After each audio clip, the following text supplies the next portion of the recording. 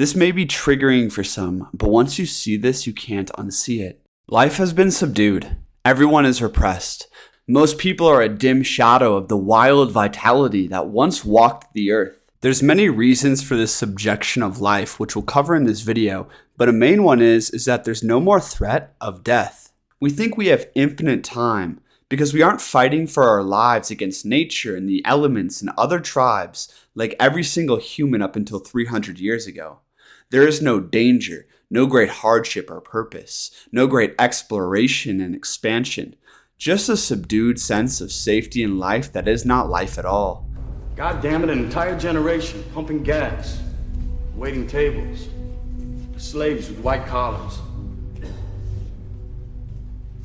Advertising has us chasing cars and clothes, working jobs we hate so we can buy shit we don't need. We're the middle children of history, man. No purpose or place. We have no great war, no great depression.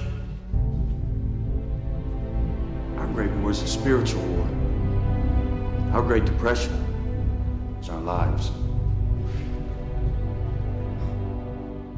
Our bodies and minds and spirits have slowly become suffocated without space to grow. Not to mention, the universe has been desacralized and been reduced to a materialistic dogma. And we have lost our ancestral memory. The ancients walked around in perpetual religious rapture, wild with ecstasy and grief for power and the spirit of a god upon them. The world used to be a dangerous place, full of the unknown, new lands and new peoples and wild open spaces. And because of this, life was more full. Men would band together to go on a hunt, expand the community, or be heroes in war. Together they would defend and conquer, build and celebrate, live and die. When is the last time you lost a loved one, a brother, and sang in celebration of their life all night, invoking the gods around the fire? When's the last time you cried tears of grief and religious rapture? When's the last time your soul has shivered with goosebumps of glory, destiny, and aspiration? Most people have never experienced these things, and weak people will reject the need to experience these things. They will reject my exhortation as something we have advanced beyond. The weak ones rationalize their comforts and want to fix all the suffering in the world while hiding their resentments. They're ignorant of the ways of classical cultures. They'll defend their broken and progressive moral beliefs without understanding what I mean or what they've lost. People think they are so superior today. But in reality, we are inferior in every way to the Bronze Age hero. We are inferior spiritually, physically, intellectually, and morally. Today we hate the conquerors of the past, and we are taught to despise white people for it, and we spread propaganda to defame all great men. Newsflash for you. All our ancestors were conquerors and colonialists and warriors of some kind. Native Americans, Mongols, African tribes, Persians, Scythians, Greeks, Romans, Celts, Muslims, all of them. They all migrated, conquered new lands, protected their borders, defeated threats, and celebrated their culture and traditions until they fell and were conquered. Certain groups just did it better than others. Your idea of wholly peaceful and enlightened indigenous peoples is an illusion. This article from the Canadian Military History and many others like it state that despite the myth that Aboriginals lived in happy harmony before the arrival of Europeans, war was central to the way of life of many First Nation cultures. Indeed, war was a persistent reality in all regions. Ancient peoples were warriors, and if they were not, they died, or they were subjugated by warriors. Many of them were ruthless, and some of them noble and wise. I honor every culture for its fruits and gifts, but we have to acknowledge this quest for expansion in life and not condemn the past for it. The instinct of healthy life is to expand, to master new spaces, and to protect the space or kingdom that is already claimed. This is the thesis of Bronze Age mindset and an idea that I support. It's evident if you look deeply enough into nature or the human condition. The instinct of healthy life is to increase its power and its mastery over space. This is not morally good or bad. This is just the truth. Just ask any man, what is your deepest desire? If he has true manliness left in his blood, which is rare, he will say to build something and do something great with comrades beside him. He will want to liberate himself and his family and his people and grow into new spaces. This is why so many men have the dream today of building a little off-grid kingdom and being wild and free with his brothers and sisters. And that's because true masculinity seeks freedom and open space to master. These two aspects of manliness come as the result of increased power. The servile masses, however, living in captivity, aka cities, no longer feel this impulse left in their blood. According to Nietzsche and Bronze Age mindset, broken life seeks mere life to survive and reproduce. Healthy life, on the other hand, seeks the expansion of its power in space. Teddy Roosevelt, the Western symbol of rugged masculinity in many ways, started off life as a sickly and weak boy. Young Teddy was plagued by asthma and health restrictions. His father encouraged him to engage in various physical activities, including boxing and weightlifting.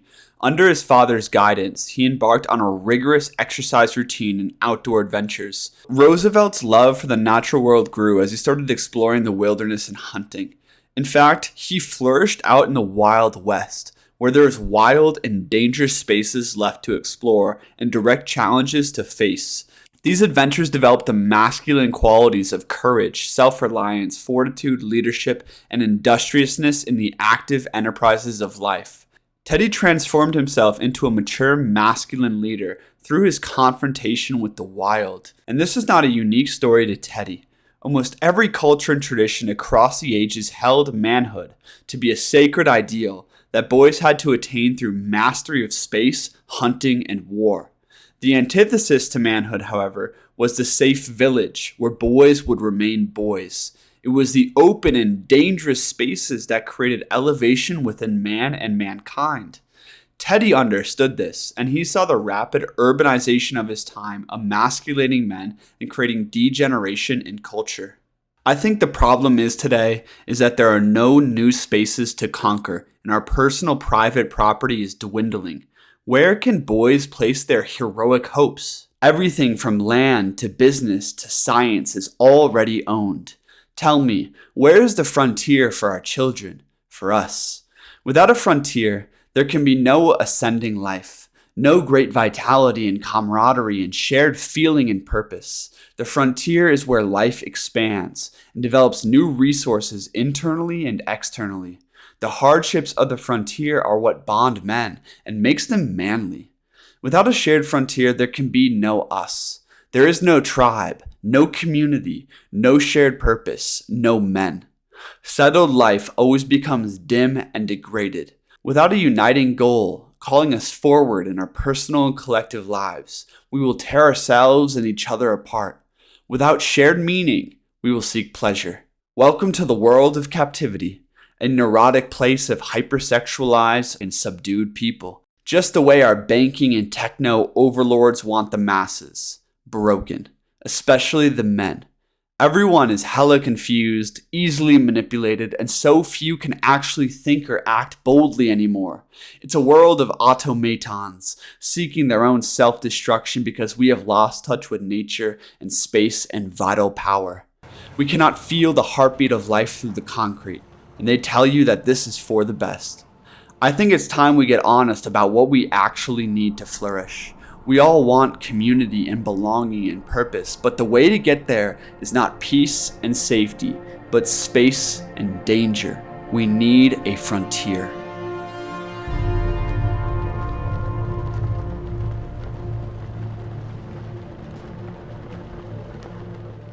Hey, thanks for watching Wisdom Warriors. I'm Christian, and I'm looking for a few ambitious men to join me in 2024. The world needs warriors, and the path of the warrior, the path of impeccability, goes impossibly deep. If you're ready to fully commit to your life, find your open spaces and master them, there's a link in the description below where you can apply for a free one-on-one call with me. I'll see you over there, and if not, check out this past video on masculinity and what men need. Peace.